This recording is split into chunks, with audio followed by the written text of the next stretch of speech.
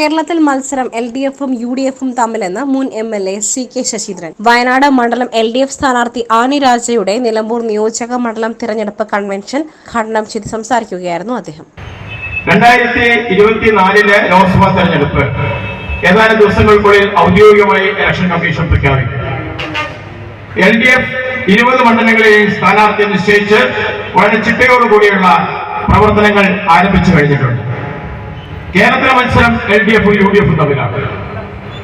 കേരളത്തിൽ നിന്ന് BJPക്ക് ഒരു MP ജയിക്കാൻ പോയില്ലെന്ന് നമുക്കറിയാം.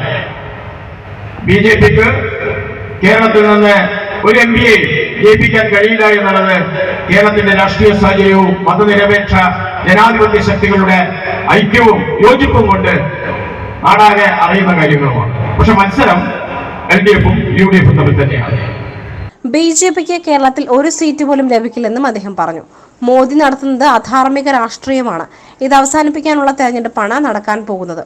കേന്ദ്രത്തിൽ നരേന്ദ്രമോദി സർക്കാർ വിദ്വേഷത്തിന്റെ പാതയാണ് സ്വീകരിക്കുന്നത്. ആരെയും വിലയ്ക്ക് വാങ്ങുവാൻ BJP തയ്യാറാകുന്നു. ഒടുവിൽ ഹിമാചൽ പ്രദേശിലും നടന്നത് ഇതാണ്. കോൺഗ്രസിന്റെ മുതിർന്ന നേതാവും മുൻ മുഖ്യമന്ത്രിയുമായിരുന്ന K കരുണാകരന്റെ മകൾ വരെ BJPയിലേക്ക് ചേക്കേറിയിരിക്കുന്നു. കോൺഗ്രസ് കേരളത്തിൽ വലിയ ഭയപ്പാടിലാണെന്നും CK ശശീന്ദ്രൻ പറഞ്ഞു. ഈ തിരഞ്ഞെടുപ്പിൽ മോദി സർക്കാരിനെ താഴെയിറക്കുവാൻ മതേതരവാദികൾ ഒന്നിക്കണമെന്നും CK ശശീന്ദ്രൻ പറഞ്ഞു. CPI ജില്ലാ കമ്മിറ്റി അംഗം PM ബഷീർ അധ്യക്ഷത വഹിച്ചു.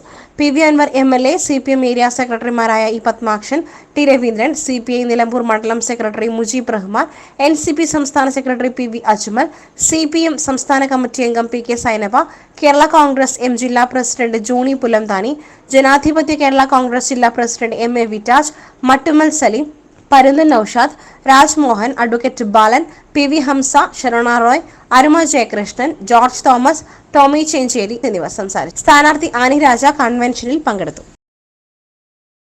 SS Gold, Pure Gold. SS Group, Nilambur.